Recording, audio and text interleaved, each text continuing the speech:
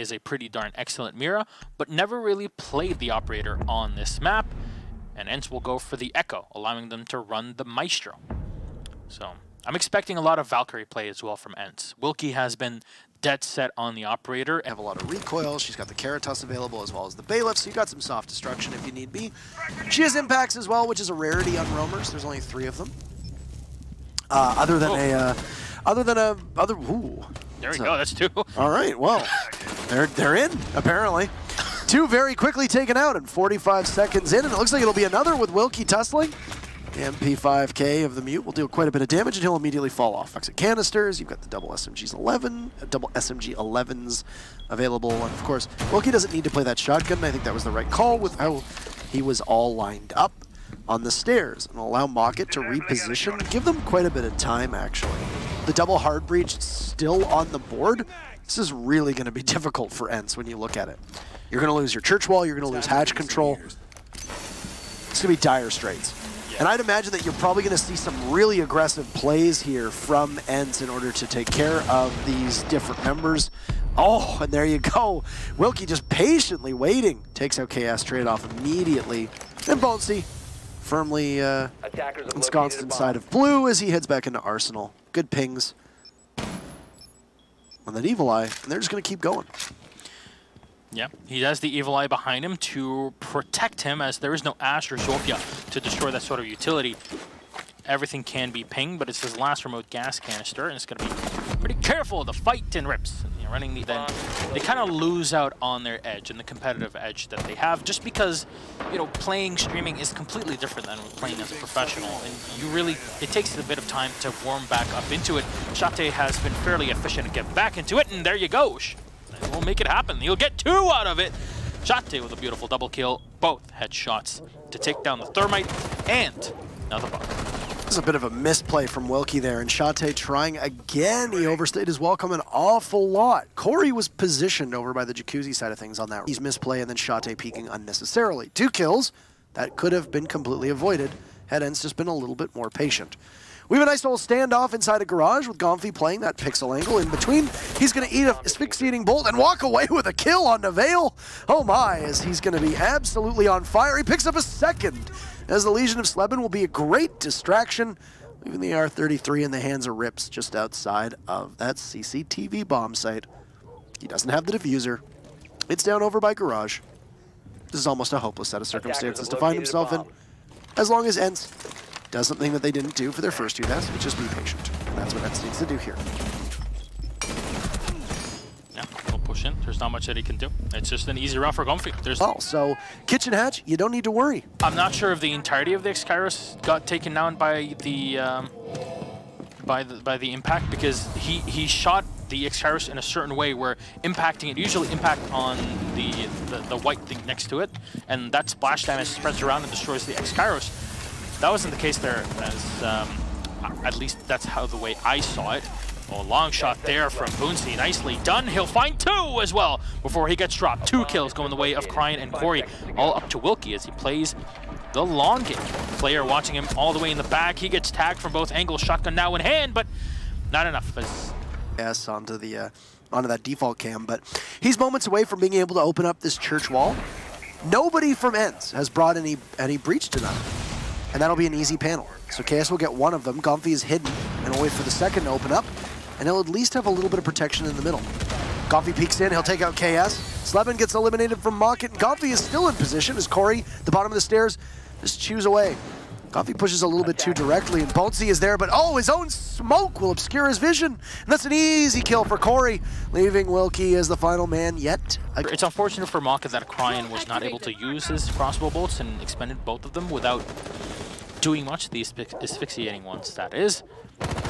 Now it's the decision, what do Mocket do? Well, they lose out 1, KS quick to refrag. Sleben, though, at least try to keep the numbers in the hands of the Finns. Mocket with 3 players left alive will try to clutch this one out to turn it into a 3v3. Corey will find it. There's no buck in sight, at least in this game so far, to try and destroy the bottom of the cash room. Corey might have to walk up the stairs. A very dangerous task indeed. 20 seconds left on the clock, pretty much. There is a lot of work to be done by Mocket. At least opened up the wall. They'll have to deal with that Maestro in the back. 12 seconds on the clock. 2 more smokes are going to get used. One in the back for Cryan still. Corey will get one. Smoking off the second part. The Bandit of Wilkie shot down by Corey. Boonsy last man alive with nothing in hand but the SMG-11 and the shotgun. Dives in on the outside. Can't find it as Cryan will take him out by... Gym Master is usually not the site that you rely on winning as a defender, and how funny it would be if ENCE ends up taking this one home. If not, they put themselves in terrible position heading into the half at a 5-1 disadvantage. Construction usually ends up being the biggest focus for the attackers here, and ENCE is going to need to hold that.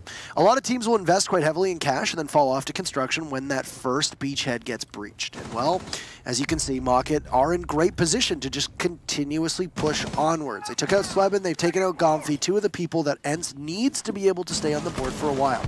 And now they're going to lose another, as Wilkie takes out a drone, but isn't expecting double bodies over on admin office. There's Corey to take out Bonesy, who's completely immortalized, though they will trade perfectly. And if there's anybody who's going to be able to gun down a wide variety of operators, it's going to be the Maestro.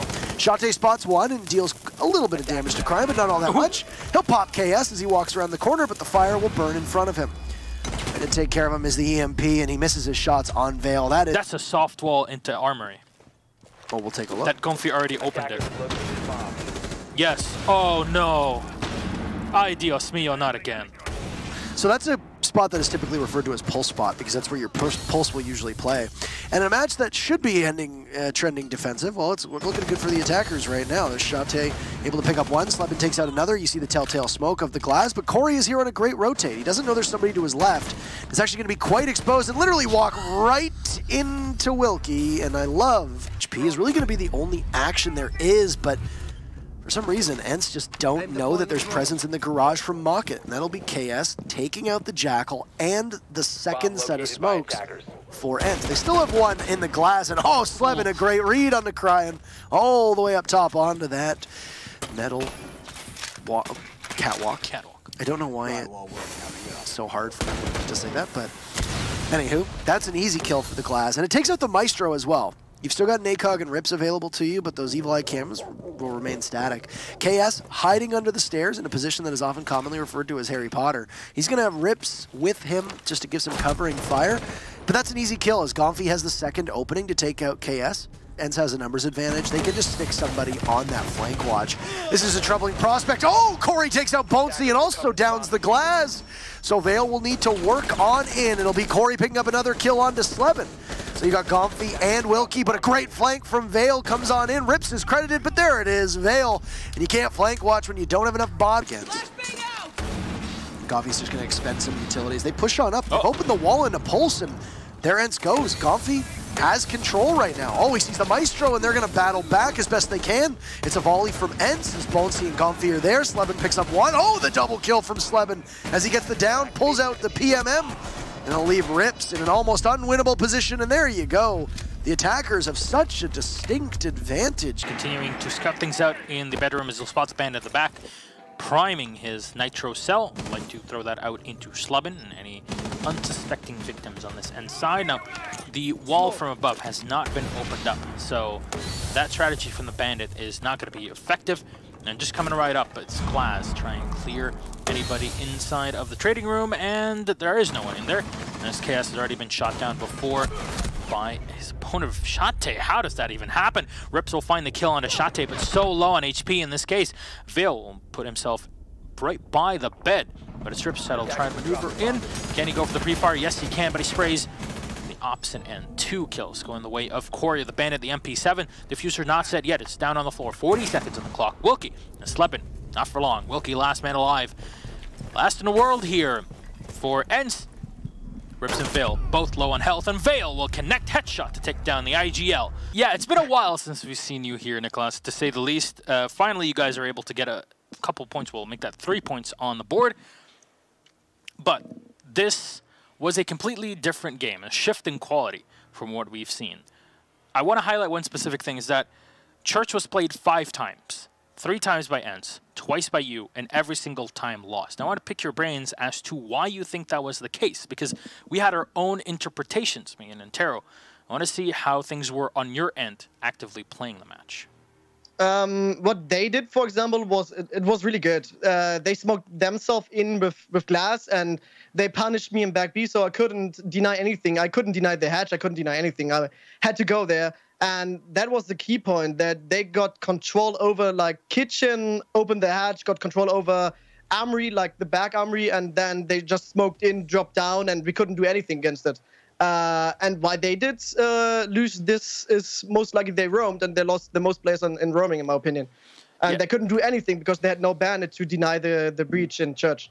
We had mute being played, but obviously you can't mute trick to say. And Wilkie got fairly close up trying to nab kills at the end there, but it wasn't enough. Just high-risk positions. I saw that you were missing quite a few of your impact tricks as well on the kitchen hatch. Just kind of put in a different angle where you usually do that. But that again, that aside, you're able to play cache CCTV though, and you completely locked it down.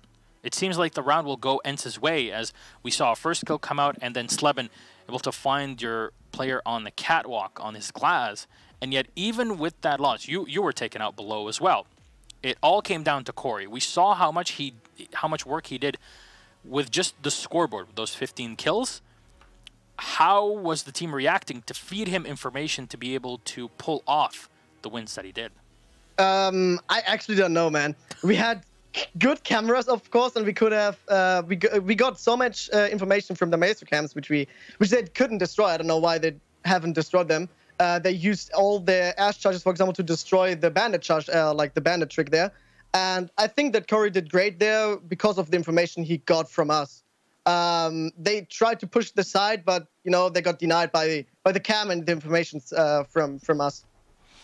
Yeah, and then you guys went on to Gym and Bedroom, which is not a site that a lot of teams will go for, at least not what we've seen between you two here. Didn't work at all for ENCE. In your way, you had the bandit, Corey in this case as well, playing in the bathroom, but at least from what we saw on our spectator side is that the top of the wall was not opened up for him primed to chuck nitrocell over the wall. Which is a bit odd to see, but you lost your gunfight to Shate. Were you not expecting anyone to peek you from that hatch, or what happened there? I expected someone to peek that hatch, but it was, I don't know. I don't want to say something bad about this, but you know, I couldn't hit his head. It was like his feet in front of it, so I couldn't do a lot of damage with the SMG-11. So you have to like get the first couple bullets into his head, otherwise you lose the gunfight because like the recoil is way too big, and that's why I lost the gunfight there, obviously. And you were able, though, however, to corner and corral all of ENCE into one singular position, and with that, the entire round just came to a close, 3v1. Even Wilkie himself was not able to save the day in that situation. But again, congratulations on the victory against ENCE.